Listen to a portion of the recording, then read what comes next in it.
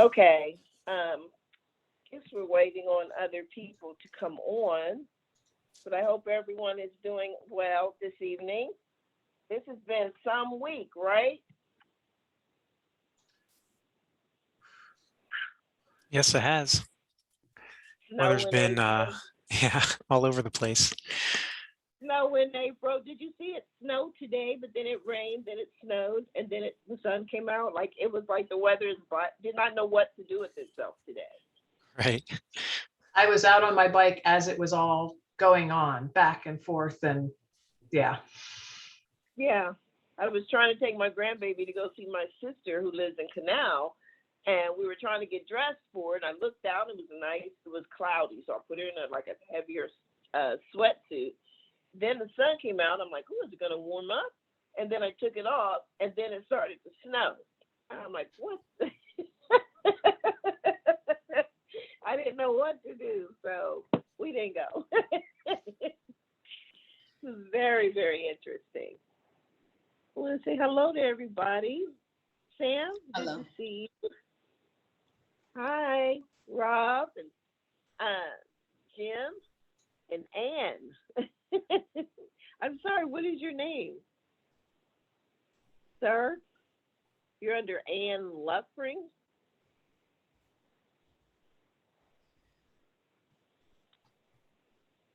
You're on mute.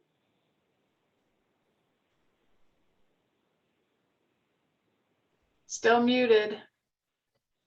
Weird. You're muted. Can you unmute him, Chris? Yeah, I This is clicked Okay. on a button. There you go. Okay, what's your name? Autumn from the library. What? I am He said, an 80-year-old person right now. it's Adam from the north, or either the North Side branch, right?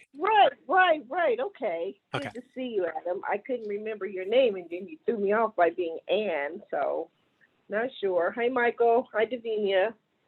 I'm Roger. trying The gardens are looking amazing over there. Hey, Elsie. Rob, Laura, Diane. Hi. I think we have enough people here to start the icebreaker. What do you all say? Let's get started. Hi, Catherine. I want to apologize. She's connected to the audio, but I sent her the wrong link also. So we were both. Catherine, sorry about that. I'm glad you got in, though. That's okay. Thank you, Tanya. You're welcome. So since Conway and Jennifer have moved into another community, we're really going to miss them. That left us short of an icebreaker person. So Miss Diane Dixon has so graciously accepted the role of doing our icebreakers at the start of our meeting. So Diane Dixon, take it away for your icebreaker. Good evening, everybody. As I grew up, my parents used to say different sayings all the time. And one of the sayings that they said, if you don't stand for something, you'll fall for anything. And that's my icebreaker. What's some of the things that your parents used to say that will stick with you for the rest of your life? Oh, wow. That's a great one. I'll just call on people if that's all right. How about you, Laura? 2 wrongs don't make a right. That's pretty cool. That's true. Absolutely. How about you, Chris? Trying to think right now. I'll keep thinking. Okay, Rob. Something your parents said that never left you. I'm not going to say the one my dad used to say because it's not appropriate, but my mom used to say, to have a friend, be a friend. Oh, that was nice. That was nice. Hey, Michael, what did your parents used to say? Well, the only thing that came to my mind was I was a pretty outgoing kid and doing interesting things. And my dad used to say, son, you're not playing with a full deck. Right. All All right. How about you, Samantha and James? Both of you. I don't know any. I don't know. Yeah, my parents were different, so I can't think of anything good that I would want to pass along what they shared with me. So I was going to rely on James to I don't probably know. just be a good person. And yeah, I don't know. Okay. How about Unfortunately, you, don't know. Roger and Leslie? Maybe eat my vegetables and do my homework. Good And now I'm advice. growing my vegetables. There you go. Yes, you are. Leslie? I feel like my parents weren't very big on the homilies, but I will say that I frequently got, as Laura did, the two wrongs don't make a right as well. All right. I did until Okay, she said it, but now I do. Adam? Tanya, can you remind me what the prompt is? I was having technical difficulties. That's okay. Something that your parents may have said that stuck with you, like they said it all the time, like two wrongs don't make a right. Something like that they always would say. I don't have one off the top of my head. No adages. I grew up as an adult and had no child. Yeah, LC too. LC, what? You have so many. What? I'm only gonna share one, but my mom used to, I literally have so many things, but for whatever reason, first thing that popped in my head was like the relationship advice that my mom gave me when I was probably way too young to even be thinking about relationships. But she used to always say, you can't raise no already grown man. And I love that piece of advice because I feel like that's also true in all relationships. You can't raise no already grown person. So yes, I have taken that adage and I have lived my relationships through that. Yes. Thank you. My mom said so many too. Hey, Ashley. So our icebreaker given to us by Miss Diane Dixon was, what is something that your parents used to say to you all the time that never left you? Probably a big one that my mom would always talk about is always a root for the underdog. I think that stuck with me. All right. I like that. Mm-hmm. Okay. How about you, Miss Gooseby?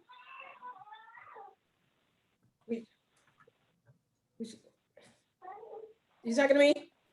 Yes, Davinia Gooseby. Oh, my mom would say, I guess, actions speak louder than words. Ah, that's a great one. And so true, right? Okay, Jim. I've got a barking dog in the background here, but if I can get it out, my mom used to say, if you don't have anything nice to say, don't say anything at all. Yeah. There you go. My mom said that to me after my divorce to my husband. So. Catherine, something that your mom used to say that stuck with you always, your mom or your dad. Am I allowed to cuss? She would say what? Am I allowed to cuss? Yes. We're all grown. We're all adults. So my dad used to say, you can't bullshit a bullshitter when I would. Yes.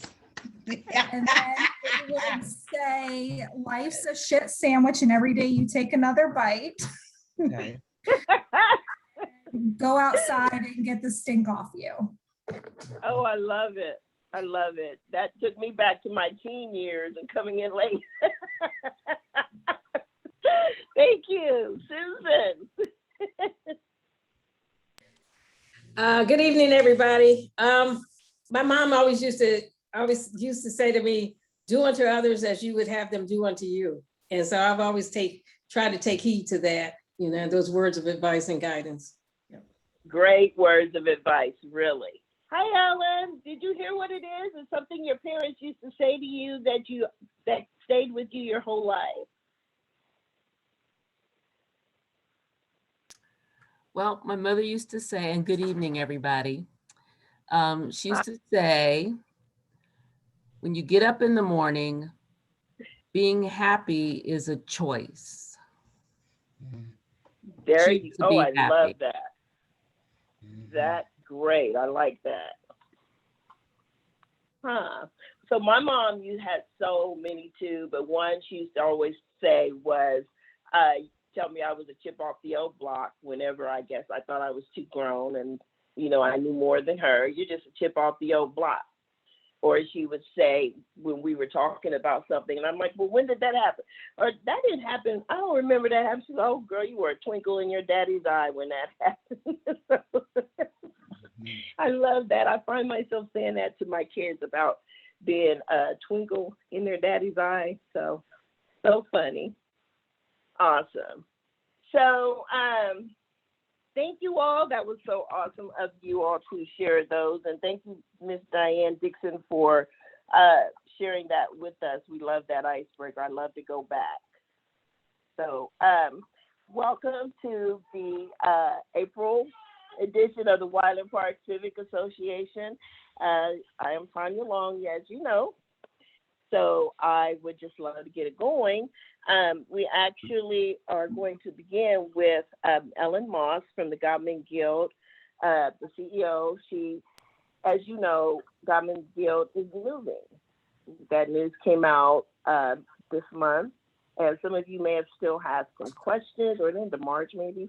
Some of you we have heard, wondered what was going on with the teen program or ACEs, or you know, anything else that Ellen can be able to tell us about Godman Guild. I drove past there the other day and the garden was gone, girl, gone, like bulldozed. So I know Roger had asked us to come get things out of it if we wanted it. So I hope you all were able to get something if you wanted it. So Ellen, take it away.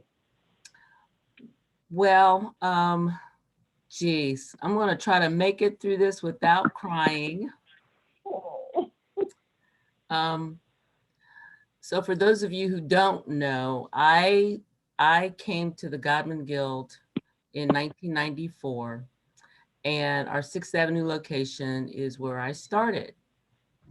And from the very moment that I landed in Wyland Park, I felt a kinship with everybody there. Now, when I started, the Short North Posse was ruling the neighborhood. Anybody on this call, were you here in 1994 in Wyland Park? Anybody? I was here, but Diane? not I didn't actually live here. My brother lived out here, but I came out here quite a bit. Okay. Well, and Diane lived here. I honestly felt like it was my home away from home, because I spent the majority of my waking hours in Wyland Park. And so, as I said in our letter, this was not an easy decision, but it was a decision that I felt, the board felt, was best for our program participants, best for the Guild, and we're moving on. But let me tell you what's going on with the programs, and if you have questions after I get done with this, and I'm happy to answer anything that you'd like for me to answer. We will continue to operate our after-school program at Wyland Park Elementary. We will continue to operate the teen program for young people in Wyland Park, as well as the surrounding neighborhoods. We're going to continue with our adult ed programming. Right now, somewhere between 3 to 5% of all of the adults that are in our programs come from Wyland Park. The rest of the adults come from all over Franklin County. So we've been asked to look at neighborhoods that have a growing need, and we're doing that. But we're going to continue with the same programs that we have now. And more than likely, we're going to be operating, especially our adult programs, as hybrid programs, because what we have found is that we've been able to reach more people electronically, which is a good thing. And so we will probably hold in-person programs as well as a hybrid which means some digital, some in person. Camp Mary Orton will continue to be Camp Mary Orton. We will continue to own and operate it. We will continue to have SYP summer camp out at Camp Mary Orton. I think we'll be starting enrollments here pretty soon. Anybody have any kids that have been CITs, counselors in training? I know you have, Tanya. I know that we are recruiting for CITs as we speak. Blue Bow Tie will continue, hopefully. We just need a space to house it. And so really everything is going to remain the same with the Guild except where our headquarters is located. Before COVID, we had 10 satellite locations around Franklin County. Those are starting to slowly come back. But we're hoping that we can meet people where they are. We do not know right now where you all will vote. We've reached out to the Board of Elections and they don't know. I would imagine it might be the school or the church, but I don't know. But as soon as we know, we will communicate that if you don't know before we. But they promised to let us know. I think that's it as far as what I can determine what your questions might be. But if you have other questions, I'm happy to answer anything. Yes, Adam. Hi, Ellen. Thanks for coming out tonight. Good Yeah. to hear from you. So I'm very interested in the adult programming aspect and thinking about what the Northside branch can do to kind of fill in for helping people in the community with different adult education. Help me get the percentage right. What percentage of your participants came from Wineland Park? Well, recently, we have to separate it because if you look at the youth programs, they're all centered around Wineland Park Elementary School. And with the teen program, it's really basically the teens that live in Wineland Park, but there are quite a few that come from surrounding neighborhoods. But if you look at our adult programming, about 3 to 5% of our adult participants come from Wineland Park. And I'm trying to think about what opportunities as far as the different classes that we can offer, technology classes, et cetera, we can use in our space now that, because we would often say, oh, there's X of people at Godman Guild, you know, for customers. So we're going to try to figure out what is possible to help for people directly in this community, what they can access as far as adult education that's not, you know, that would fall under the life skills. Do you have any insight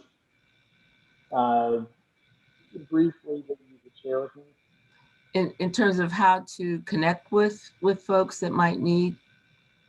So I think like what's the highest need? Is there technology? I know we had some of the ESL students come over to the branch. Cindy Pfaff brought some students over and we got them library cards.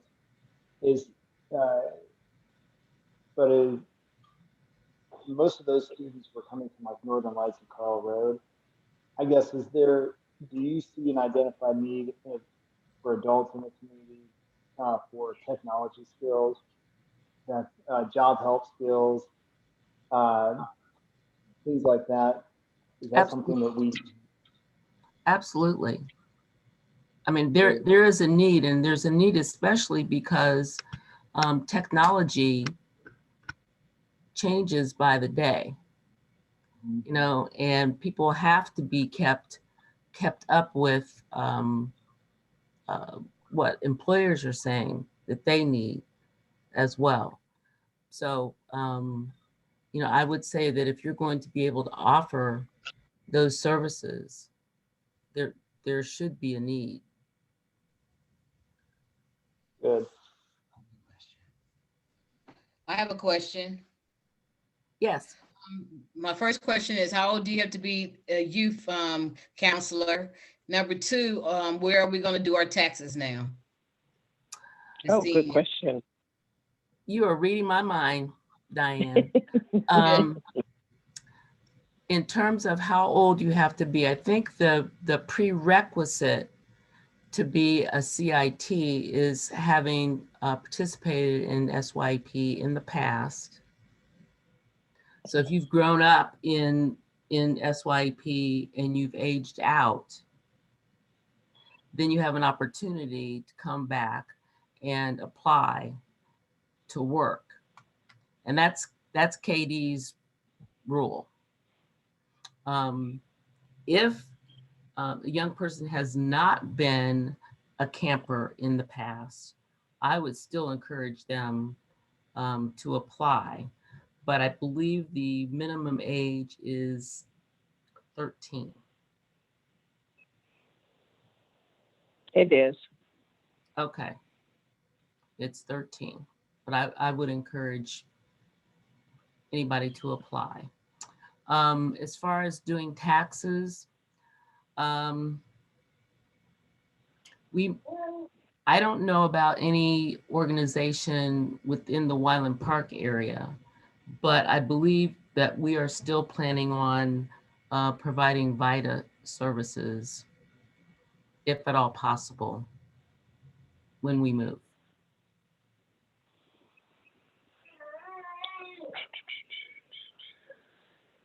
So I guess the voting precinct would move to the school? Well, I don't know. When we asked, they said that they weren't sure where folks would vote. They hadn't gotten anything firmed up yet. It's really not a good idea for people to go in to vote with the COVID and everything and the challenges. And if their children are having an issue today or something like that.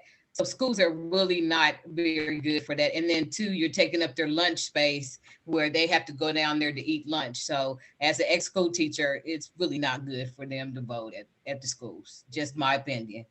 Okay. Well, I don't, and I don't even know if they've talked with CCS about that at all. So, but I'm sure they would tell them. Ellen, how much longer will you operate at your current location, which would determine whether or not we are still able to vote there in November of this year? I anticipate that we will not be there in November. Right now, Marker is into its 180 days of due diligence. And so that's going to be up before November. And one thing that I wanted to say is that Marker's offer was not even the highest offer. But we felt that based on some of the other offers that we got, that this would be an organization that would work best with the neighborhood. And I hope you get the meaning of this, because we could have accepted an offer with significantly more of a sales price. So we really wanted to look out for the neighborhood. And if things don't go well, please let me know, because I will be after Marker, if not. Because they promised me they take really good care of you all.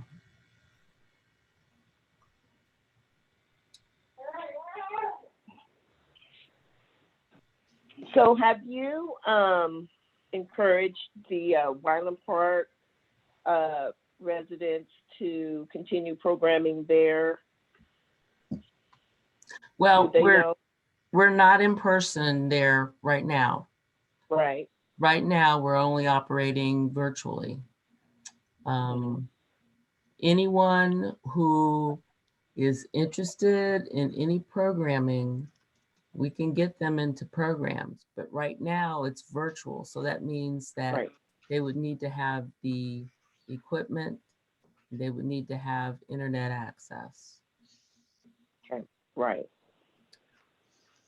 And like I said to you, as a member of the board, as a resident, and as your friend, that, you know, I thank you very much for your service here in Wyland Park. And basically, what you all may not know is they pretty much work themselves out of the job, because there are so many people in this community that are thriving as a result of their involvement with Gottman Guild.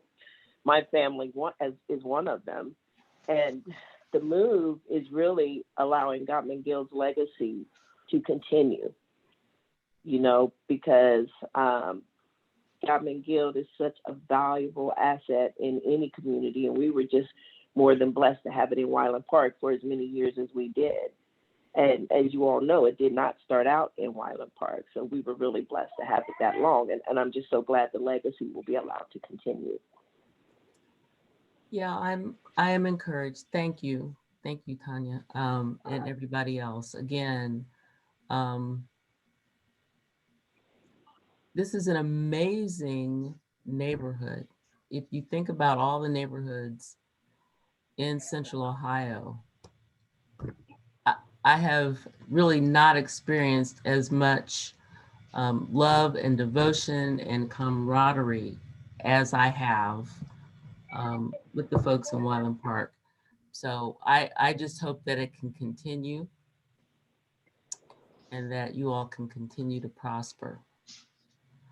If you want to reach out to me, we created an email address. Thank you, Catherine. CEO@godmanguild.org. So if you want to communicate with me, or if you have a question, it's best not to call the Guild because phone calls are getting lost. But you can email me directly at ceo@godmanguild.org. And once we do move, we will invite everybody for an open house. Great. That's great.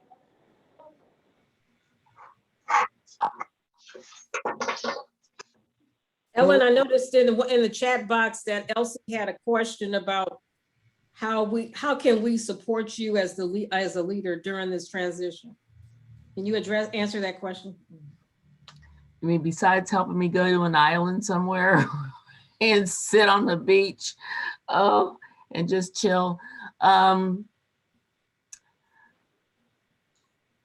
Well, that's a really good question. And I think that the best way to support me, to support the Guild,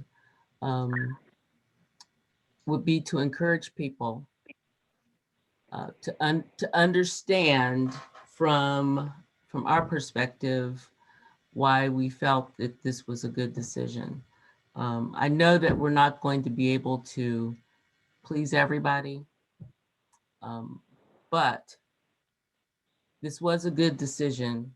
We weren't forced out. We decided that it was just time. I can remember back when the Guild had another location, 321 West 2nd Avenue, which is now condos. And back in around the turn of the century, it was pretty much like things are here in Wyland Park, and that is that the folks over in Victorian Village, Harrison West, Denison Place, they just essentially didn't need our services as much as they did. And we were having a very difficult time getting folks to engage. So right now, the best support that you can give us is to help folks to understand that this is a positive mood for the Guild, for our participants, for our staff, and we're going to stay connected because we'll still be in Wyland Park with the ACES program, with the team program, and we are not going to leave people high and dry. Thank you. Thank you. Awesome. Does anyone else have any other questions before Ellen leaves? She has to leave. Susan, are you raising your hand? Or you? I never know what these things mean. Oh, okay. Clapping. Okay. Okay. I am zoomed out. I don't know if you all are, but I am zoomed out. I love you guys too. You all are really special. The one thing that I want to ask you all to do, we're trying to figure out how to make it possible for the Wildcats to be able to operate this year. We have to get the uniforms and the equipment clean. The Guild is going to donate up to $1,000 to make that happen, but we can't do any more than that. I think that it might be as much as $2,000 to $3,000 to get them refurbished and cleaned. And part of the reason for that is because the small mod in our parking lot was leaking a lot of water. And so because of that, there's a lot of mold in that mod. And we also had a homeless person who broke into the mod and was living there for quite a while, and unfortunately used part of the mod as their restroom. So there's a lot of problems in there. And I'm not going to give those uniforms to kids without them being cleaned and refurbished. So they're going to need some additional funds, I'm going to imagine, in order to get those uniforms fixed. So if you can maybe think about that as a group, I think that would be very helpful to them.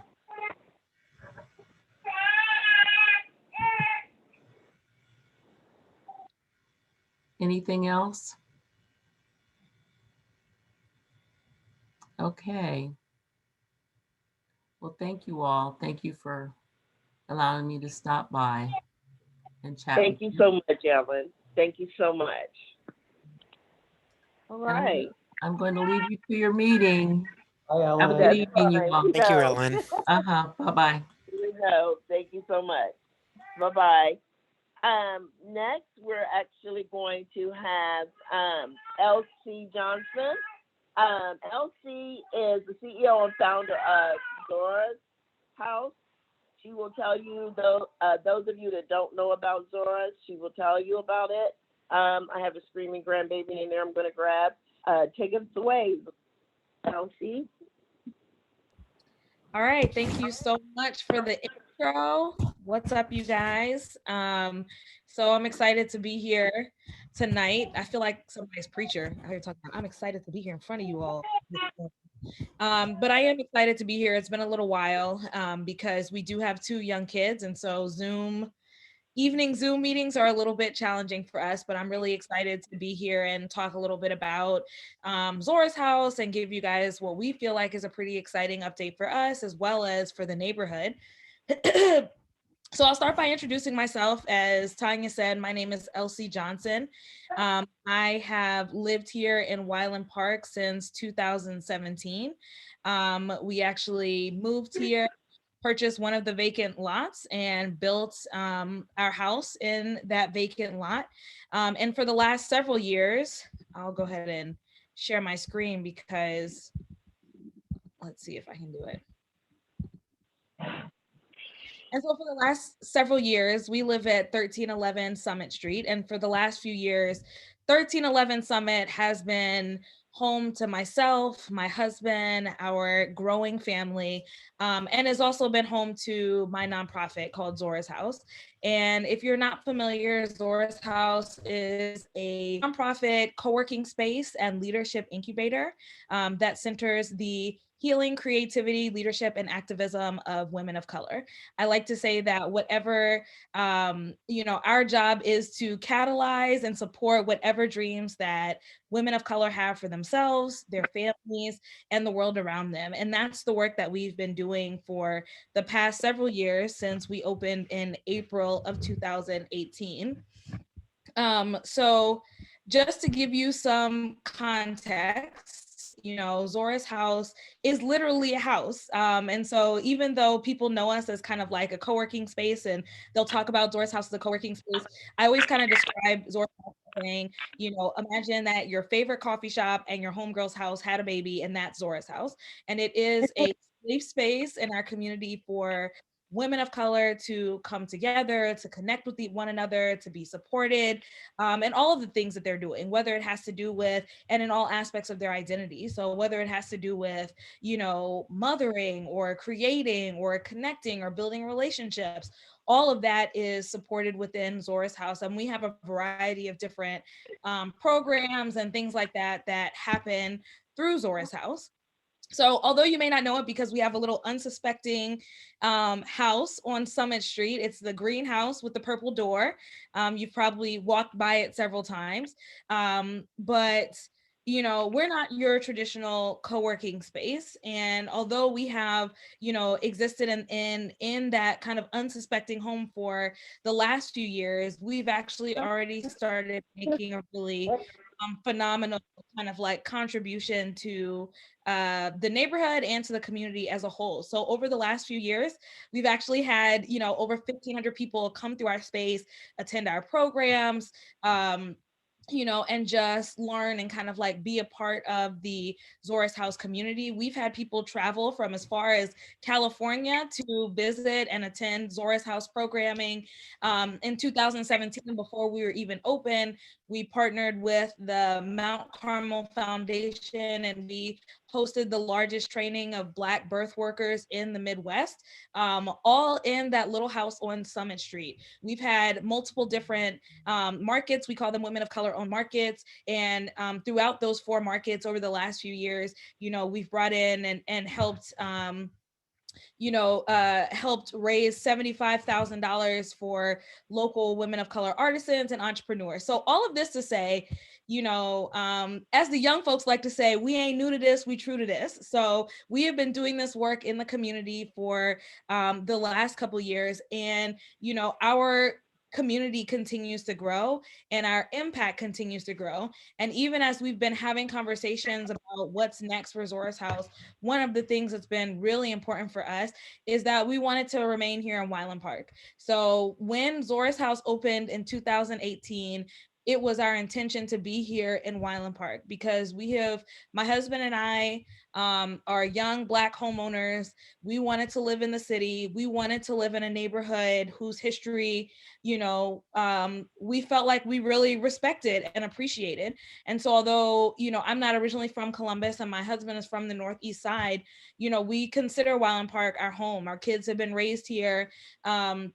And Zora's House has been raised here. And so as we started thinking about what was next for us as an organization, it was really vital for us to think about how can we stay in this neighborhood, because we want, especially in times that we're living in right now, where we're having so many conversations about racial justice and social justice, and Zora's House is doing the work of transforming the lives of women of color, doing the work of racial and gender equity. And we want Wyland Park to be home to that work, because Wyland Park has been our home. We want Wyland Park to be home to that type of work happening in the city. So with that in mind, we are really excited. Some of you guys might have already heard this, because I know Tanya had mentioned it at an earlier meeting, but we want to officially announce that we are actually going to be taking over the site of the former D&J carryout. And we hope to build a 10,000 square foot kind of empowerment center that is really helping us to do the work of supporting and empowering women of color in this community, in this neighborhood, and in our city. So we have a long road ahead of us, because even though we have this plot of land now, we have a long ways to go before we have the type of resources that we're going to need to develop it. We know we're going to need the support of community behind us. We have had a lot of community support thus far, but like I said, we're excited to remain in Wyland Park. We're excited to continue to grow within the neighborhood. And we hope that you all are excited to be our neighbor, as we are excited to continue to be yours. So I just wanted to share all that. And I'm happy to answer any questions that folks might have. I almost put in another slide here of like my kids, because they're so cute. And that could have been in the background this whole time. But since you probably don't want to be staring at my face, I'm going to stop sharing, and I'm happy to answer any questions that you guys have. Oops, God bless you. Nora, I mean, LC, I know you have a birthday for Zora's coming up, right? So there's like a week-long anniversary. Can you tell us about that? Yeah, so we are going, Zora's house is going to be, Zora's house is going to be 3 years old. And the funny story about, a little bit of a funny story about Zora's house. So some of you guys, I think I mentioned that we moved here in 2017. Well, we actually bought our lot in 2016. And it took us a while to, again, get the funding that we needed, get all the ducks in a row. Anybody who's ever done construction or even renovation knows what a pain it is. And so we did not break ground until February of 2017, and we actually broke ground on the same day that I gave birth to my son. So February 22nd, 2017, my son's birthday, also the birth of Zora's house. And then we actually opened in April of the following year, so in April of 2018. So we're gonna be doing kind of a week-long celebration. It's a mix of virtual and in person. We were really hoping, and what we really wanted to do was have kind of like a big block party shindig. Those of you who don't know me may not know that I'm not from Ohio, I'm from North Carolina. And apparently your state is mad trifling and it still snows like in the middle of April. I don't understand what this is about. Where I'm from, like you could have very easily planned a block party in like the last week of April and it would have been like, t-shirt weather, but that's not the jam here. So, we are going to be celebrating, but we're also hoping that later in the summer, as it warms up, that we're going to be able to do something and really kind of like celebrate with the whole neighborhood and give you guys a chance to get to know us better. Although we do, our door is open, so it's not like you can't get to know us better. But yeah, we're going to be celebrating our 3-year anniversary. And hopefully over the summer, we're also going to be able to do some, some fun stuff for the community and with the community.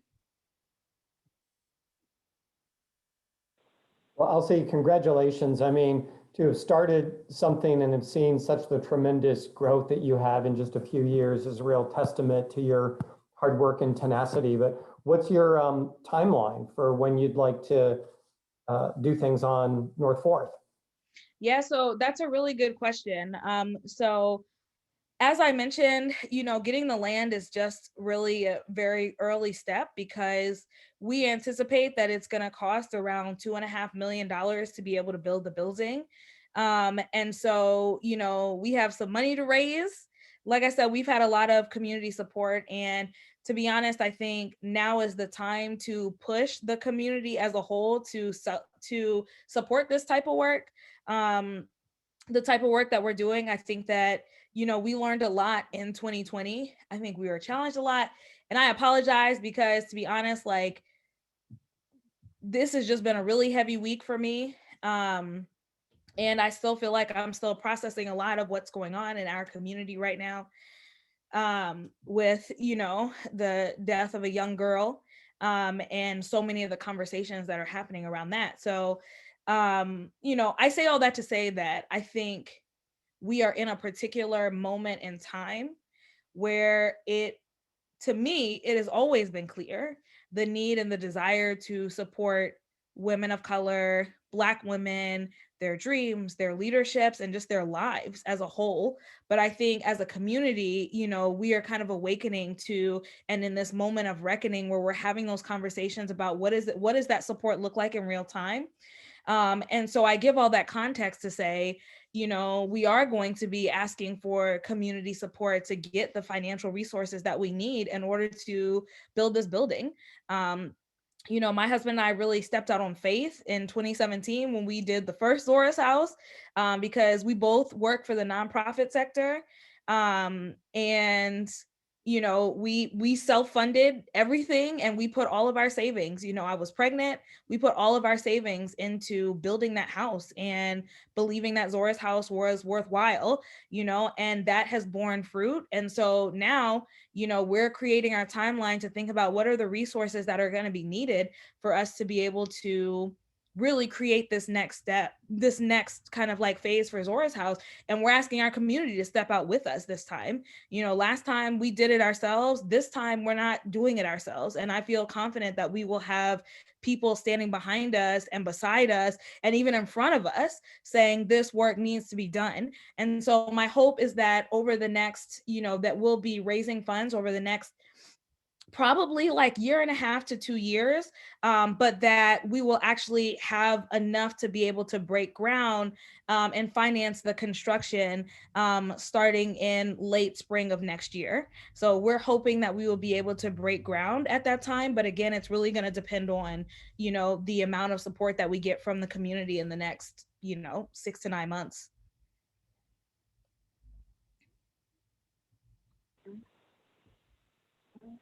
Elsie, do you anticipate your programming changing much as you move to the new space, and any thoughts about how that might look different? Yeah, so that's another really good question. So one of the reasons that we are really interested in having a larger space is because we also wanted to be a space for the community as well. So as it stands right now, I mean, y'all welcome to come to Zora's House, but it's basically my house. So like, you welcome to come, and we're gonna be chilling in my house because that's how that goes. You know, part of what we're trying to do is have the, I see Samantha and James look at each other like, you wanna go over? All right, let's go over. Y'all are welcome, come on over. You know, and so I think part of what we intend to do and what we hope to do is to, in that expanded space, be able to expand the type of programming that we're able to support. Right now, we can only seat about like 10 to 20 something folks at a time, LOL slumber party, only if you're willing to chill with my 1-year-old. And so I think part of what we hope to do is really to also be able to do more collaborations with the neighborhood. At the time when we were initially planning this, we weren't even realizing that the Godman Guild was no longer going to be in the neighborhood. So we were counting ourselves among the Schoenbaum, the Godman Guild, and hoping that this would be another kind of like third place within our community for programs and outreach and things like that. And so I do think that that is going to be a big piece of the work that comes next. In addition to doing the work that we do specifically to support women of color, of which we know we have a lot of women of color and families in this neighborhood. And so in addition to that work, I think we really hope that we can be a space for the community once we actually have the space to do that. But that's a good question. Thank you.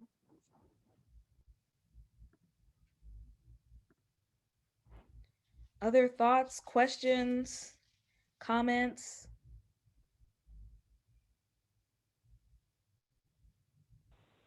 I agree, Michael. Elsie, I think that this is so awesome that you guys are going to be moving into that space. So many of us have wondered what will become of it. So that's good to know. Is there any, can you tell us a little bit more about how maybe Zora House recruits, or how do women go about becoming ambassadors, or something like that? If maybe somebody here might want to refer someone or let someone know about it. Yeah, so first of all, you can find a lot of information about Zora's House on our website. So it's just www.zorashouse.com. And in terms of how we go about recruiting, we tend to recruit by program. So oftentimes what will happen is that a community partner, we host some of our own programming, but then also community partners will approach us and be like, hey, we want to do this type of program for women of color. So I shared the example of like working with the Mount Carmel Foundation. They kind of like independently realized like, wow, we have this terrible like infant and maternal mortality rate discrepancy between Black moms and white moms in this community. One way that we could potentially address this is by having more Black women and women of color as doulas and birth workers. And so they had a program in their hospital where they were allowing kind of like subsidized like doulas to be, and they were seeing these great results. The problem was like all of their doulas were white. Like literally every doula was white. I know because I did the program and I was like, I'm not trying to hate, but y'all got any Black doulas? And they were like, no. And so, you know, they kind of knowing the work that Zora's House was doing, they were like, hey, look, we want to like train some Black doulas. Like we'll put some money in. Can you help us, you know, kind of like put this program together and recruit for this program? And so typically what will happen is a partner will approach us about some sort of program that they want to do, specifically targeting women of color.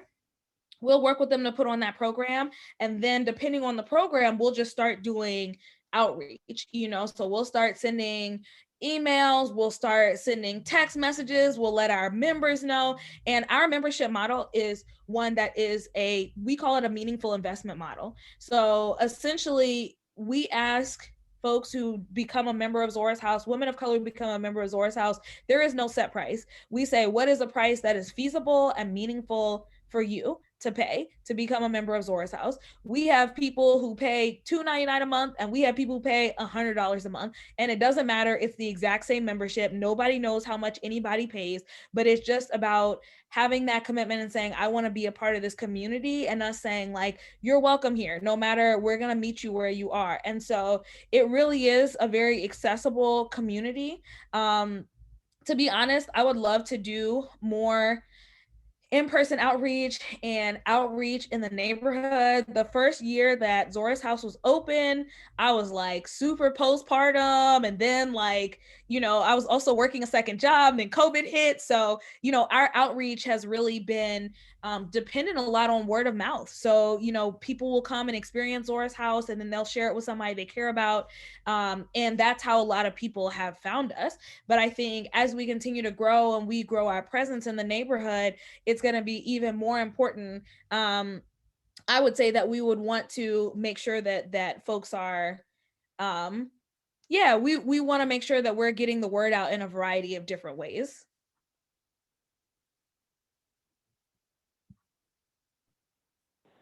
Thank you. That was good to know and good to hear.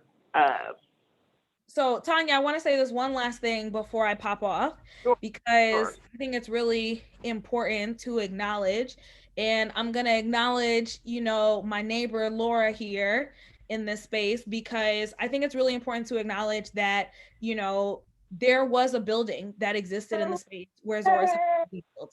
And I think it's really important to recognize that there are a lot of complexities when it comes to the way that we both preserve and make history. You know, I am a Black woman, you know, and I am very committed to and understand the desire and the need to preserve spaces.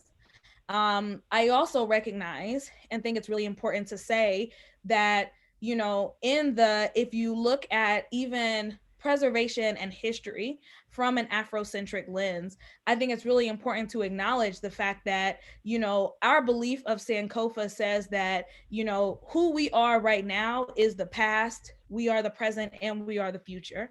And I think oftentimes Black communities are in in a place to make really challenging decisions about what gets preserved and what doesn't. And in this case, we had a really challenging decision to make about whether or not we will be able to, and I say we because I'm talking as a community wholeheartedly, right? Like about what would happen with the building and what does it mean that our neighborhood is changing and how do we tell and preserve these stories? And so, you know, I know that there was a lot of concern, justified concern about that building coming down. And I want to acknowledge that. And Laura and I have like talked about this and we see it a little bit differently, but, you know, I do want to say that that's important and that advocacy is important. And I want to recognize that because it is hard and it is complicated. And I don't think that, I think I would be remiss to have this whole entire conversation that is pure celebration without also acknowledging that, you know, there was also loss. And I think that's something that we grieve even as we try to figure out what is our path forward. So I just wanted to say that because, you know, I think probably all of us are thinking it, or some of us thinking, I'm thinking it. That's why I said it. I'm thinking it. I don't know if other people are thinking it, but I think it's important to recognize, like, you know, this is a hard and complex time that our neighborhood is changing in all of these different ways. Even with, you know, when all this was happening, we didn't even know the Godman Guild was leaving, right? Like there are all these things that are changing that are, you know, there's celebration, but there's also loss. So I just want to put that out into the community and acknowledge like those of you and those of us who are grieving that space, that is important and relevant, and you know, deserves to be seen in this moment as well.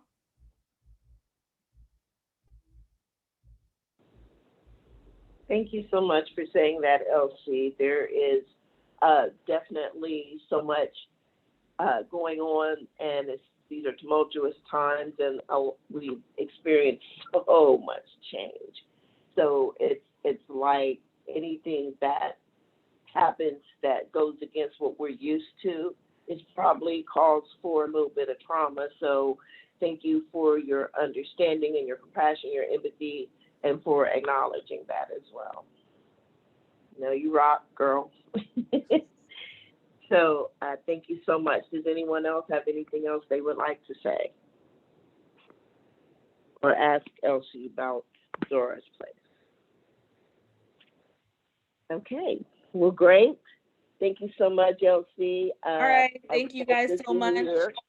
I'm sure I'll be asking all of you for money sometimes in the coming years, so go ahead and get ready for that, friends. But seriously, thank you guys so much, and I'm excited. I love Wyland Park, and I'm excited to continue to build here with you all. Great, thank you so much. We hope to see you on the civic, you know, community meetings again. Yeah, somebody come get these kids and I will come to all the meetings. I promise you that. Well, right now we're on Zoom. We do have babysitting when we are in person. And we were at all of those in-person meetings. It's been since the virtual world. Send somebody to my house and I will Zoom it up. I promise you that. Okay. Okay. Thank you so much. All right. Bye-bye.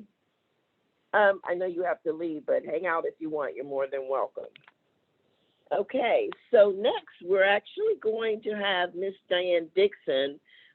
She's going to talk to us about something that we had actually thought of doing, and then it got kind of laid by the wayside due to COVID. And when she brought it up, we thought, wow, that's great, because we were thinking about that, but we were shorthanded. So she's going to talk to you a little bit about that. Okay, you ready, Ms. Dixon? Yes, ma'am. Miss Susan was starting this back with Joyce Hughes, and also Laura was a part of it too. We would like to bring the welcome packets back because there's a lot of new people in the neighborhood, and I'm sure they don't know about the Zora House because I met you one time, but I did not realize all the stuff that y'all do there. So we would like to do the welcome packet again. I can help put them together, but I can't walk to deliver them. So if someone wants to help put them together so that the new people in the neighborhood know about all these things and about Godman Guild closing, I will be very happy to start putting the packets and stuff together. Do we already have like the material written and ready to be printed off, or do we have to still create like it or update a welcome packet? Update a welcome packet because so much stuff has changed now since Joyce is no longer with us. Right, Miss Susan? I see your head. Yes, yes. Yeah, there's a lot that has changed. But is there any, like, I know a lot of people, because of the pandemic and stuff, they're not doing a lot of face-to-face. Is there opportunities for it to be electronic or maybe, I don't know, connected to the website or something? There's a lot of people who don't have the website or don't even know about anything that happens in the neighborhood. So if we could just put a packet together and just put it on the porch, you know, that would be better than nothing, because that's right. There's so many new people here that don't know about Zora's house, don't know about the Wineland Park meetings or anything. It's a good Yeah, we could do so as well as in person and, you know, hard copies. Yeah, I agree with Ms. Dixon. I mean, we've done as much as we can online. Now we need to get to the people's homes, their doorsteps, pieces of paper, you know, let people know who we are, because there's only so much you can do online. And until we get like pamphlets out to people and know who we are, then we can try to increase our, you know, attendance and membership. Are y'all going to include the Wineland Park storybook in the welcome packet? I just got a copy for the first time the other day from Laura, and I got a box of them over here now. If you I give think me it's a great resource. If you give me the box of the ones that you don't want, I can help pass them out and make sure they go in the welcome packet. All right, we've got them in a little free library over at the garden, but I'm happy to share what I got. Okay, thank you. That'd be awesome. I don't think anyone wants to hear the like 12-year history of the welcome packet in Wineland Park, but lots of different people have worked on it. And so when you're ready to start making updates, if someone wants to spend 10 or 15 minutes with me, I can fill you in on where different pieces might be if you want to start with something. And I don't know if you would want to go this route, but at one point Thrive said that they would be willing to have one of their marketing or design people help work on designing a printed piece. If you get to that point, or if that's a direction you want to go. But That sounds good to me. You want to hear more? That sounds good to me. Anything that we could put in there to let people know what the neighborhood's about and meetings that we have so they can get more involved, because there's a lot of new young people that's across the street from me that don't know anything about Wineland Park. Yeah, that's sad. So that's a great idea. That's all I have to say. Oh. Was I supposed to say something else? Oh, I'm sorry. I've talked to Ms. Kim, and we also going to yard sale June the 5th from 9 to 3. She said she would put it together, the yard sale. And that's so going to put your table outside and put all your stuff out there, and people walk the neighborhoods and shop at your yard sale. Yes, ma'am. We have discovered that the Short North Garage Sale will be taking place this year. So that's what made us decide that we could do it on the same day as well, because you can easily social distance at a garage sale, and it would be fun to, you know, I missed my Short North Garage Sale so much last year. It's a tradition. So knowing that, you know, if you're already in that mode, you could just hop on over to Wineland Park. And I think another community is having one as well on that same day. So we are planning to do that. And Ms. Dixon did want everybody to know. Okay. Was that, you said that was June 5th from 9 a.m. to 3 p.m.? Yes, sir. Okay, thank you. You're welcome. Diane, if you need help with copies and stuff, you know, I like to volunteer you know, we have a copier at the office at Extension. So if you need help with copies, just let me know. Yes, ma'am. We do need to get the word out so people can start collecting things they may want to put out. You know, more time, you know, 1 month is, you know, you need a lot of time to do that. So. Well, if somebody could put it together, I'm more than willing to go with Miss Susan so I can get it copied. And we need people to pass it out and stuff, some young people, because it can't be old people like me. And also, will you tell us again about the festival? That was not. I talked to the gentleman at the city, and he said because of the COVID and the numbers are rising, we would have to have only 50 people and everybody would have to do face masks. Well, we can't just have 50 people. So we are canceling again this year and pray that next year we might can have it. I know, Miss Ashley, I know.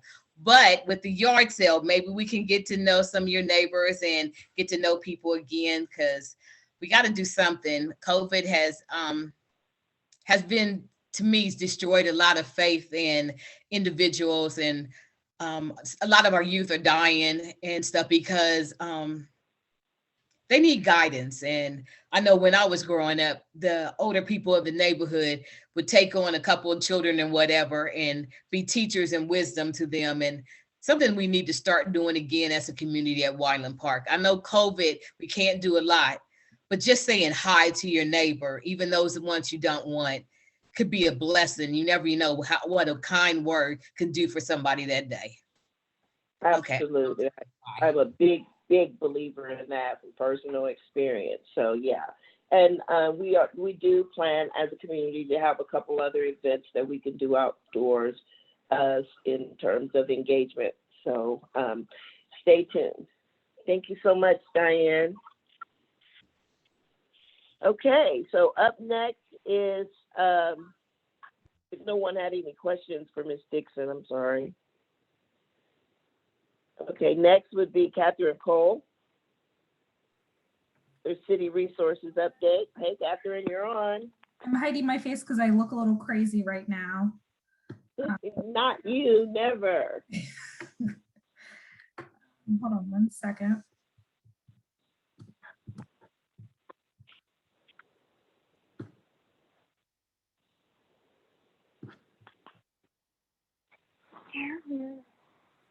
Can you guys see my screen? Yes. Okay. So the first announcement, same as last time, but when I made this announcement last month, Columbus Public Health had just opened up vaccines for individuals 16 and older. A lot of people right after that were having a hard time scheduling appointments.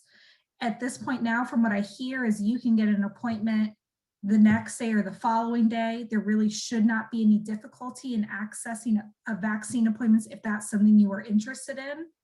Should you or a family member or neighbor have any trouble, please reach out to me and I can help you schedule it, or call Columbus Public Health and we will get you guys scheduled. So that should not be a barrier anymore for anyone 16 and older. Columbus Rec and Parks Aquatic Centers are open. They're ready to serve you guys, and they've already started their spring session. It started on April 15th and it ends May 15th. They are requesting online registration, which started back in March 29th. So this is the number you can call the Aquatic Center to register, along with the link, and I'll put that link in the chat. I sent the zoning survey out a while ago. The zoning department has decided to extend this survey. They got a tremendous response, but they want to just ensure that everyone in the city of Columbus has the opportunity to express their opinions as the city of Columbus alters and changes their zoning codes. We have not done that in 30 years. It needs to be updated. So we are seeking as many responses and opinions as we can. I will put the Survey Monkey in the chat below. It takes about 5 minutes and this goes through March 1st. Wendy's reached out to our department. They are doing a huge hiring this spring and summer. So if you know any young folks that are looking for a job, they are actively hiring people. So please share this with any young people looking for a summer job or anyone you know that is interested in working for Wendy's. And finally, my colleague on the south side, she has partnered with the social workers at the Columbus Public Health Department. With everything going on right now, we hear and we see the need for mental health conversations. They will be sharing free and accessible community resources at this event. If you guys are interested in attending next Thursday, please email me and I will send you the link to join. I will be in the audience participating as well on this. And that's all I have. I can take any questions or comments. Can you give me the telephone number to this, the Aquatics again, please? Yes.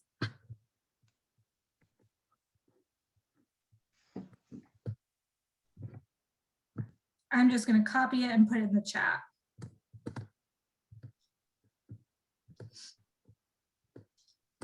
Hey, Catherine, this is Rob Poletto. I did the zoning survey a few weeks ago, and I'm curious if you have any insights into, how these whatever proposed changes or changes in mind might impact neighborhoods like Wineland Park in the future. That I don't know. Yeah, that I don't know for Wineland Park specific, but I can certainly ask the individuals that have put together the survey and see if they can come up with a response and get back to you.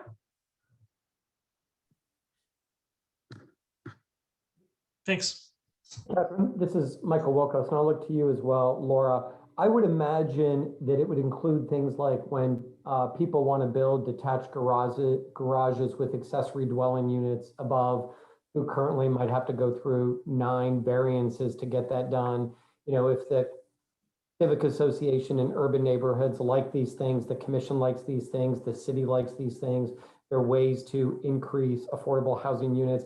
It'll make the process for someone this is just one example. It would result in someone not having to jump through so many hoops and getting so many variances to do something which is agreeable and supported by many people, as just an example. I'm not saying that, but I don't know, Laura, if you have additional thoughts. I think the question is that right now, the only part of a new build process where the community gets input is if a project needs variances. And so it's kind of a double-edged sword, because on one hand, we have a zoning code that in no way reflects urban needs.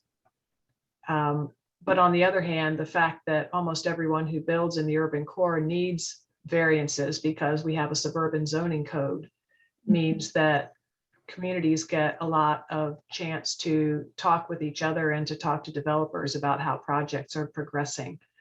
And so I think for me, the question is really when the zoning code, if the zoning code, but I think when the zoning code becomes a little more modified to reflect what the city thinks should apply to the entire city, then what does that mean in terms of communities' ability to impact development projects in the neighborhood?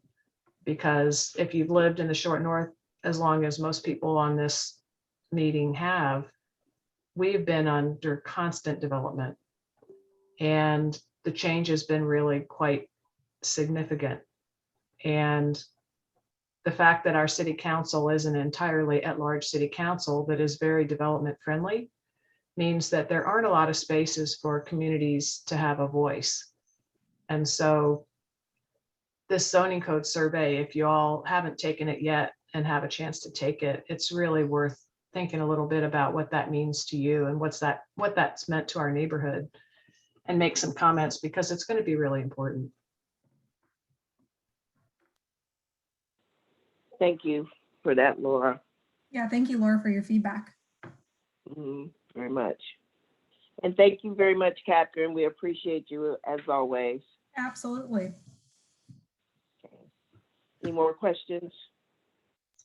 I just want to say, Tanya, I remember when Catherine was talking about the COVID vaccinations and how the appointments are so abundantly available now. I just want to thank you for talking about your decision with your family about whether you would get the vaccination or not, because I think a lot of us have members of our family who haven't decided to do that yet.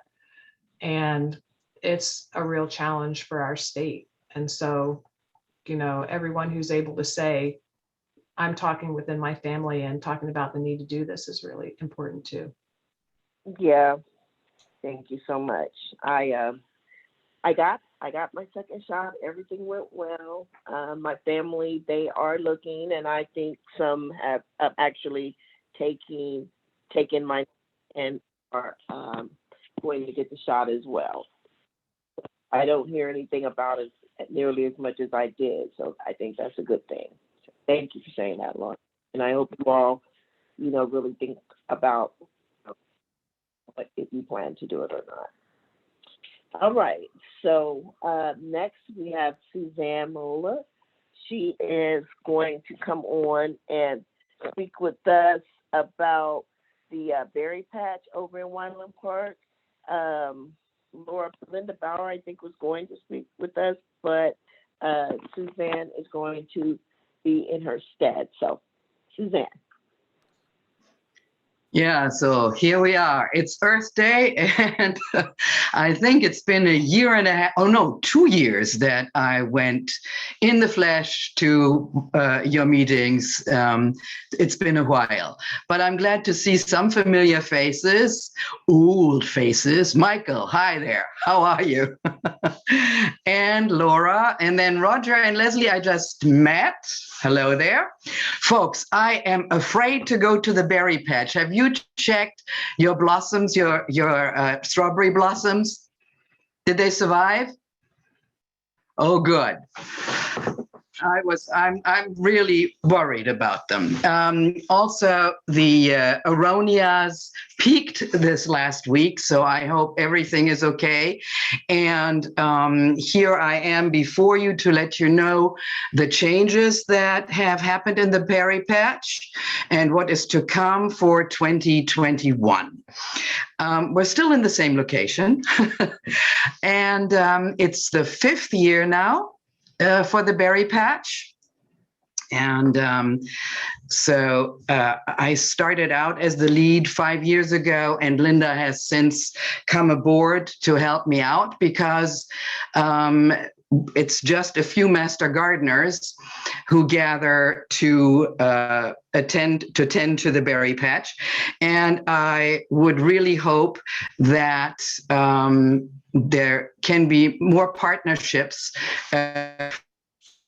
the berry patch with residents in Wineland Park, and maybe even folks who go to Elsie's place, to Zora's place. Elsie that you can send over to the berry patch. It's also an educational experience because I talk about ways to grow things and ways to prune things. And so for this year, we have added to the center patch quite a few plants of rhubarb to outshade, that is my big hope, the invasive Canada thistle. We are meeting now regularly every Sunday from 3:30 to 5:30, or if people want to come earlier or later or leave earlier, all of that is possible. All we ask during this pandemic still that our volunteers wear face masks and stay at least 6 feet apart from each other, and bring their own water, especially when it gets hotter again. Let's all hope it gets hotter soon. So do you have any questions for me? And Roger and Leslie, of course, I hope that we're going to work together too and send people across the street, so to speak. Any questions? Michael, are you open to having another huge party next year? Yes. Yes.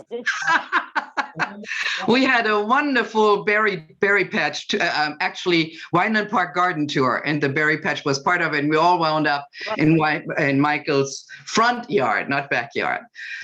So after this is over, we need to have one. Absolutely. Yeah, absolutely. And I'm actually surprised, Dee, that you're voting against the although I'm for voting against it, the summer festival. But what surprised me was that the city canceled Comfest canceled its own Comfest, but the city canceled the Arts Festival, et cetera, and many others. However, on Memorial Day, the Asian Festival is going. Well, that makes no sense to me. Maybe they scream the loudest. Yeah, well, who knows? But do you have any questions for me? Will you all come and at least check it out? And definitely come for the harvest. We're going to have huge harvests. Good. I was wondering, was that going to be an event? Yeah, those are all events actually. So we have the strawberry harvest, and it will be announced on a banner on the corner of 4th and 11th. And then we have the elderberry plant sale, because the elderberry orchard, elderberries multiply incredibly. So last year it was part of our fundraiser. People could come and buy really good size potted elderberries. You could come into the patch and choose yours. We'll dig it up and we'll give it to you for $5, because we maintain that entire plot out of our own pocket, except for the water, which is of course paid by the development Thrive, by the Thrive companies. We also last year had quite a bit of surplus, which we took to NEMAP as well as the Clintonville Resource Center, because we had so much. Okay, great. So we'd like help with also not just harvesting, from fruit to mouth, which is the best, but then also to help us with taking stuff to NEMAP. I just want to say, Suzanne, thank you for all of your work there. Me and my family, we love going to the berry patch. Our kids beg to stop by there all summer so they can snack on berries. And we love grabbing friends from their school who live nearby to come with us to pick as well. So it has been a really great community asset for these past few years. So thanks for all your hard work. Thank you, Ashley. Can you send me an email to that effect? Because yeah, sure. Pop your email. I need a lot of positive feedbacks to put in for a grant. Awesome. Yeah, if you can put your email address in the super. Yes, we'll do that right away. And any other? Go ahead, Laura. Real quickly, that one of the neatest things about the berry patch is that everything that they grow there, you can grow in little small parts of your yard, and they will help you understand how to do that. I was just there last weekend learning what exactly I should be doing with the raspberries that I got from my parents. And so if you have a little sunny patch in your yard, the master gardeners are there to help you, which is fantastic. Yeah, and actually we also tell you how to grow them in containers or balcony pots. So you don't even need to have a patch. You can have a pot, that's enough. That would be great. I'd rather have a pot. Yeah. Awesome. Thank you so much. Also, if you have any extras that we could take over maybe to the homeless shelters or the Star House. You mean when the harvest comes? Mm-hmm. Come on over. You take what you can harvest to the homeless shelter. Well, whatever is left. So yes, thank you so much. We do have a question in the chat from Jim saying, where's the berry patch located? It's right at 11th Avenue and North 4th Street on the southeast corner. Right. Yeah. Yes. And Suzanne, just to let you know, we had a trash pickup maybe less than a month ago. So I went over there, picked up a little bit of trash to get it a little bit cleaned up. So hopefully it's still in that good shape. Maybe not, I don't know. So last Sunday there was no trash. It was very good. It would look very good, except for all the rocks that were thrown on the bed by a particular neighbor there who is not very happy about the berry patch. But you'll always have that. We will turn her around yet. Yes, we will. Thank you so much, Suzanne. Thank you all for having me. Good night and happy you. Earth Thank you. Day. Thanks. Thank you so much. Happy Earth Day. Okay, Chris actually is going to give us a crime update from Officer Smith, who was not able to make it tonight, but he did send an update. Thanks, Tanya. This should be pretty quick. So he just wanted to let us know about crime statistics over the last 30 days. He said 13 theft incidents, double the previous month. 4 stolen cars, about the same as the previous month. 3 aggravated assaults.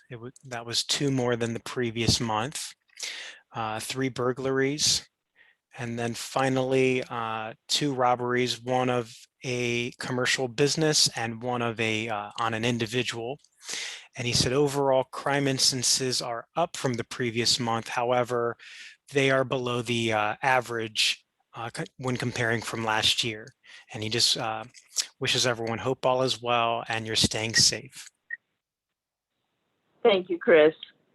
We had asked them to give us a State of the Community report every month.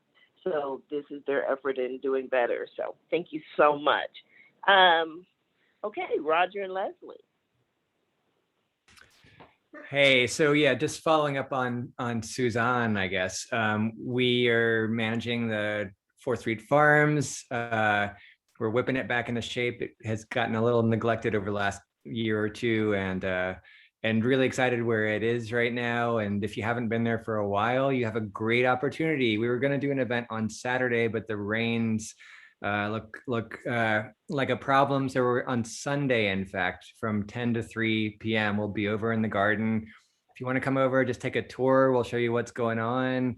If you want to get some dirt under your fingernails, that would be cool too. The Canada Thistle is on our lot too. And we'll have tools, we'll have gloves, but really just come by and say hi, see what's going on.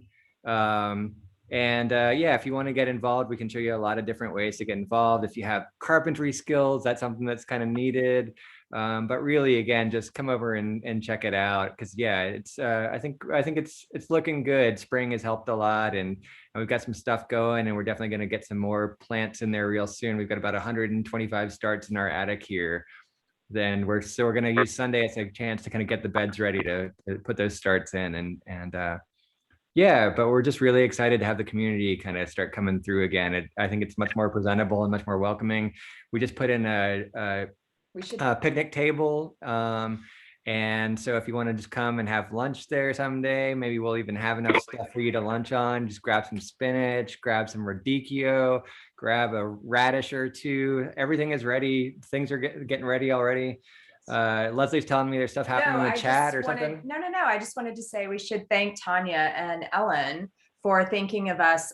We took down the mural that was at Godman Guild behind the stage. That was so lovely for the children there. And I helped take it down, but Roger somehow single-handedly reinstalled it in the garden, and it looks amazing. And I think it really helps kind of that alleyway. It really kind of gives a really kind of like friendly entrance to the garden from both sides. So yeah, we'd love to have everyone stop by and see what's going on. And yeah, hopefully in another month or more, we're looking to have a really great summer harvest. So lots of goodies, fruits and vegetables for the taking. So yeah, we hope to see everyone there at some point. And we should soon. also probably say where it is for those who don't know. It is 1377 North High Street. So it's North 4th Street. It's called 4th Street Farms. It's between 7th and 8th. And yeah, it's just one lot there. There's a kind of hill with lots and lots and lots of mint growing on it. So grab yourself this fuzzy mint. We think it's apple mint. That is just like a kind of curse and blessing. You can't stop it. So please help us contain it. But really lots of stuff really close to harvest time already, and lots more coming. So we hope you'll come this weekend and throughout the summer and into the fall. So. What time this Sunday? 10 to 3. We'll be hanging out, and again, no obligation to stay for any period of time. We'll just be there for whenever you want to stop by. And we mojitos, Rob. mojitos, Rob? Really? I'm into it. We've done it. It's really good for that. It's very good cocktail mint. We don't grow any limes though, sadly. Bring your own line. Bring your own limes. There you go. Awesome. Thank you, guys. I appreciate it. And that mural looks great too, Leslie. Thank you. All right. What else? Little libraries, Laura. I was just going to pop up and say that if you've seen little libraries around the neighborhood, you've seen that 90% of them look like they were hit by a truck.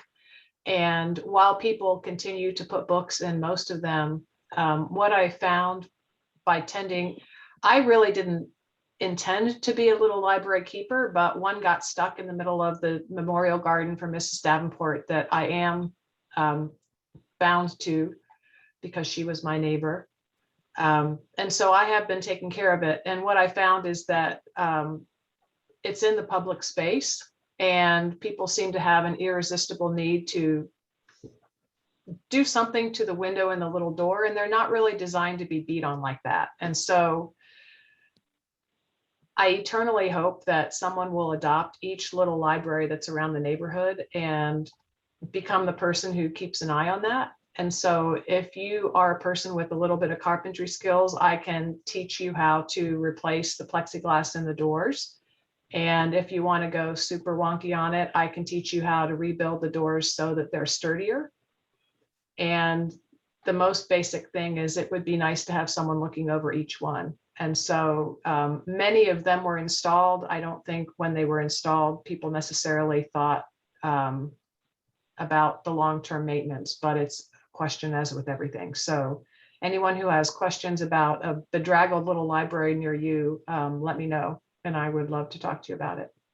Yeah, Laura, I think it's time for one or two of them additionally to probably be removed because of the regular beating them up. It's interesting that for all the years that I've had one in my front yard, I've never experienced any vandalism of any kind ever to the one in my front yard.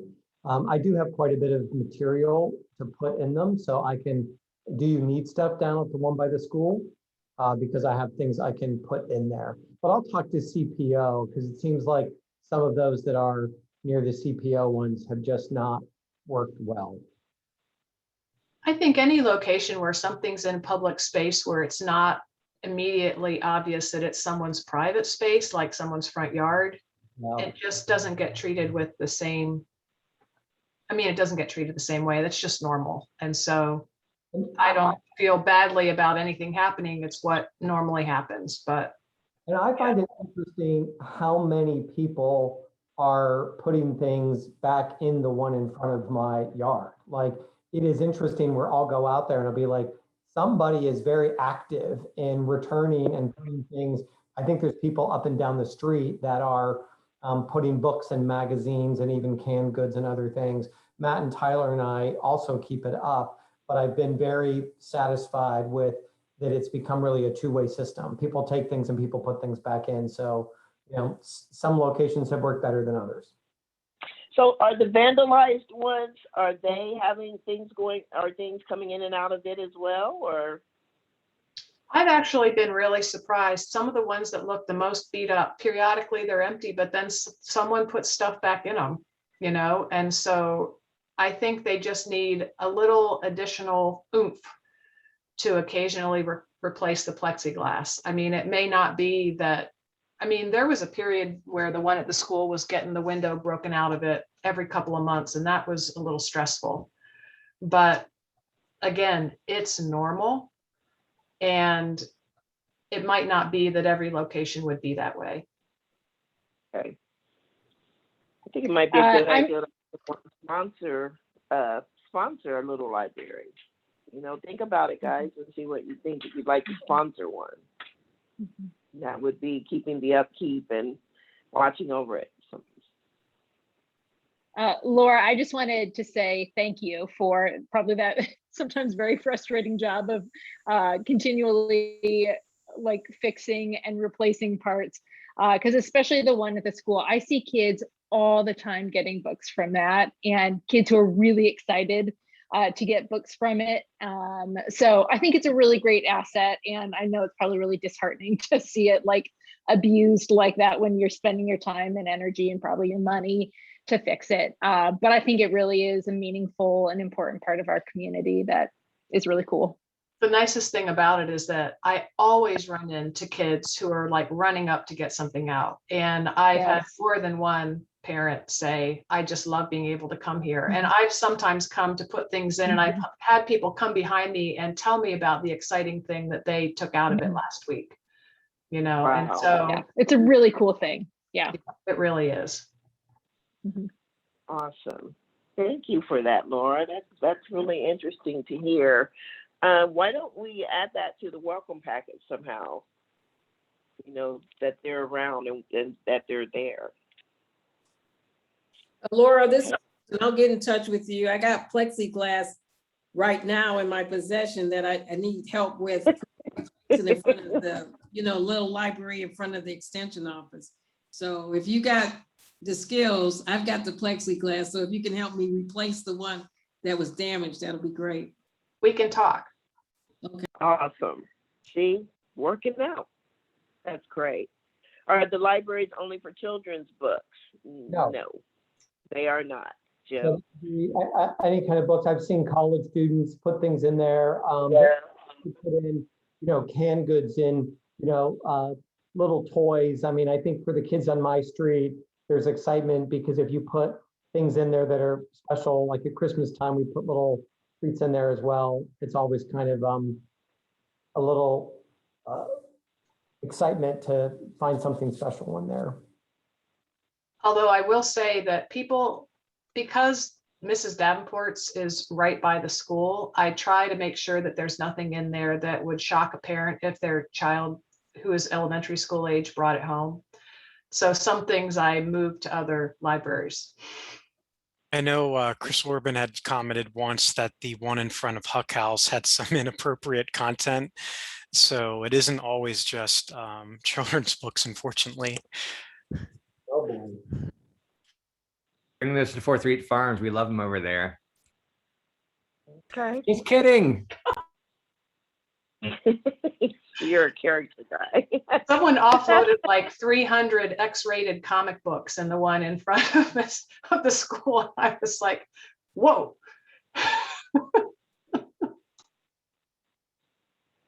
I'm sure the kids would have got a kick out of that. It was a super cool collection from somebody, but it was not for elementary school children. I can tell you. Wow, we must be careful of that. What'd you do with them? I actually moved them to the little libraries that are closer to college students. Ahem, Oh, Susan. great. Why not? Make an inlet. Hey, reading is reading. Oh, Lord. Reading is reading. That's how I got my kids interested, not X-rated, but comic books. For real. Tanya. Not X-rated, but comic books for sure. Definitely. That's how, and they both adore and love books and reading now. So it worked. And Not really yet, that but variety that's is what makes life exciting and worthwhile, like if it were all boring, then it wouldn't be interesting at all. So that's why we have a neighborhood. It's great. Absolutely. You guys rock. Thank you so much, Laura, for sharing that with us as well. Okay, well, we're winding down, and Matt does not seem to be around, but if anyone has anything new they want to bring up. Yeah, I do have something to bring up. Matt, by the way, is driving to Asheville, North Carolina for his bachelor party. So that's where he is. Oh, wow. Fun times. Okay.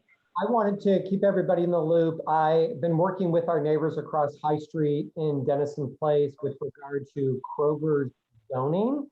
And Tanya signed a letter on behalf of Wayland Park, I don't know, 2 months ago, where we joined Denison Park, Columbus Landmarks, and the University Area Commission, asking the city of Columbus to look into the zoning that would have required Kroger to complete their development plan, meaning that grass lot at the corner of King and High, which also had a small commercial building on it that was designed to look just like Kroger.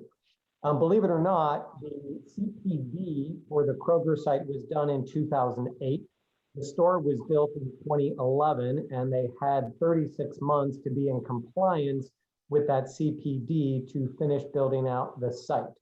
The city has basically looked into the issue. They've sent a letter to Kroger.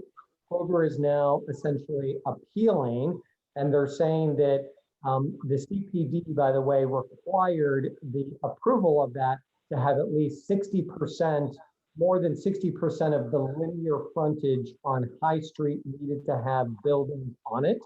The Kroger building does not achieve that.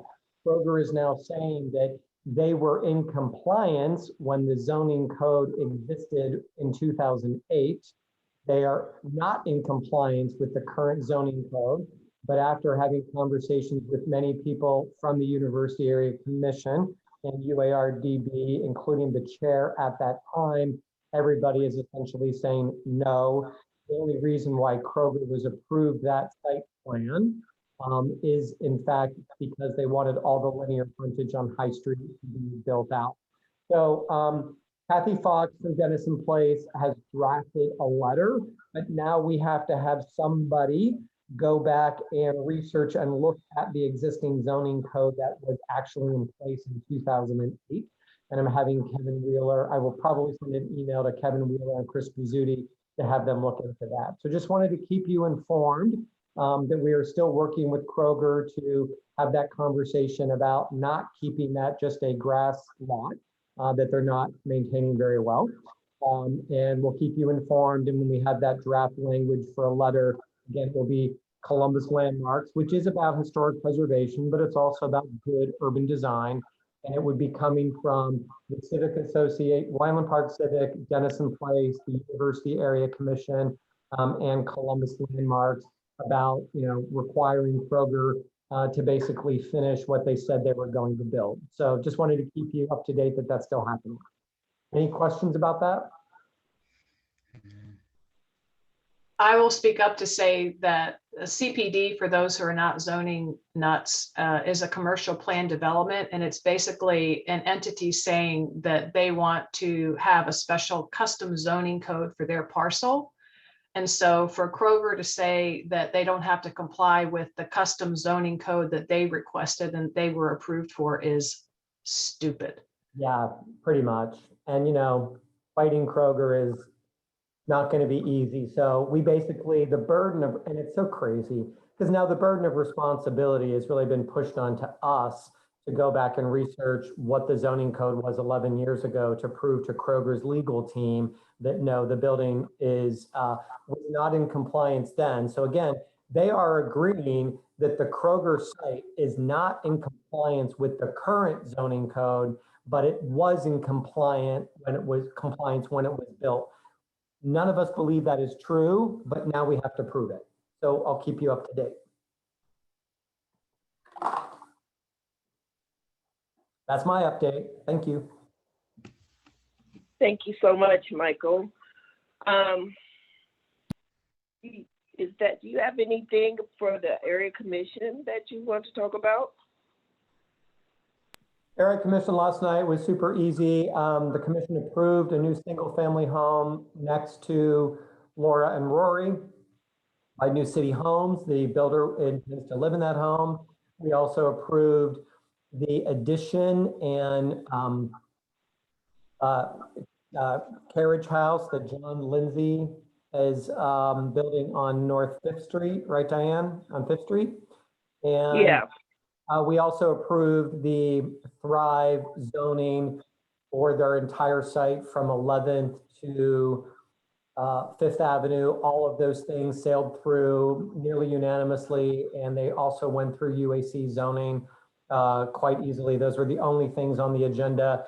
There were other things discussed, such as the proliferation of catalytic converters getting stolen from cars. And there was a little bit of discussion about the unpleasantness that happened around Chit Fest last Saturday night. And unfortunately, there was an OSU safety committee meeting going on concurrently to this one, where the university leadership is trying to figure out what went wrong and why did that party get so out of control. and why was there so much damage? So we'll probably have more to report on that in the near future. Those were the only things in the last night. Thank you so much. All right. Well, that's it, guys. People are jumping off. We did go a little long tonight. That's not normal. So, but we have a heavy agenda. So I want to thank you all for being here. You rock. I echo Ashley Martin, who jumped off, saying she was glad you all are her neighbors. I'm glad we're all neighbors, and I'm looking forward to seeing much more of you. Chris and I have been discussing having the meetings outside, and if we do, we'll be in Wyland Park, and you'll certainly hear about it. We also are still looking for a secretary, and if anyone is interested, please let me know. Laura, can you give me a call sometime tomorrow, please? Okay, thank you. And you too, Tanya. All right. Thank you, everyone. Appreciate night. you. Thank you. Good night, everyone. Thank you. Good night. Good night. Bye-bye.